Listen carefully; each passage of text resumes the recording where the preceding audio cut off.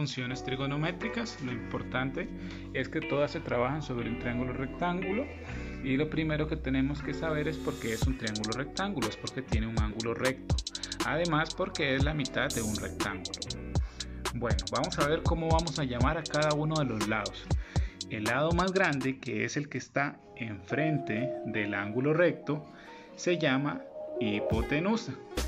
Luego tenemos que fijar un ángulo al que trabajar. Si voy a trabajar con este que está acá, entonces el lado que está enfrente se va a llamar cateto opuesto.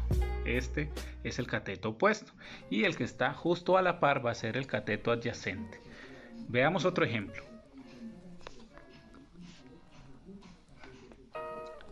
Bueno, este otro también es otro triángulo rectángulo porque tiene un ángulo recto, ahí está. Y vamos a trabajar con este ángulo. Recordemos que el lado más largo siempre va a ser nuestra hipotenusa, el lado opuesto al ángulo va a ser el cateto opuesto, y el que está justo a la par, el cateto adyacente. Bien, analicemos ahora otro ejemplo. En este otro ejemplo, aunque el triángulo está en otra posición, sigue siendo un ángulo rectángulo porque tiene su ángulo recto. El lado que está enfrente siempre va a ser nuestra hipotenusa, y vamos a trabajar con este ángulo que está aquí marcado. Bien, entonces tenemos nuestra hipotenusa, que es el lado más largo. Posterior tenemos el cateto adyacente, que es el que está justamente a la par, y el cateto opuesto, el que está enfrente. Las que vamos a trabajar son seno, coseno y tangente. El seno del ángulo se define como el cateto opuesto sobre la hipotenusa. El coseno del ángulo se define como el cateto adyacente sobre la hipotenusa, y la tangente del ángulo como el cateto opuesto sobre el cateto adyacente. Veamos un ejemplo. Si tenemos este triángulo cuyas medidas son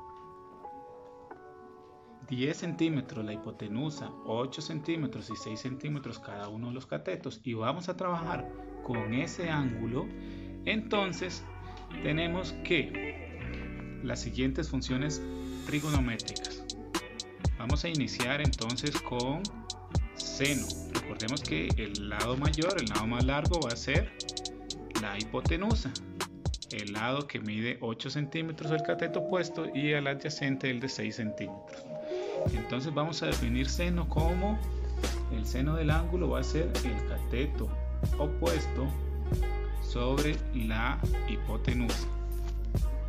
Una vez sustituyendo los valores, va a ser 8 sobre 10, que lo podemos simplificar o escribir en forma de fracción más simple, o también lo podemos escribir en forma decimal.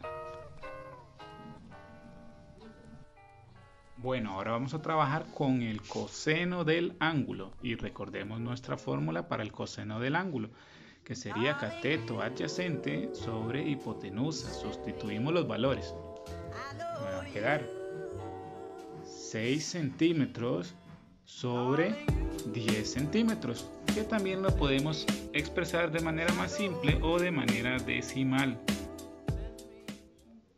Muy bien, ahora vamos a trabajar la tangente del ángulo, que si recordamos su fórmula va a ser cateto opuesto sobre cateto adyacente, es decir, 8 centímetros sobre 6 centímetros, y lo podemos expresar de una manera más simple.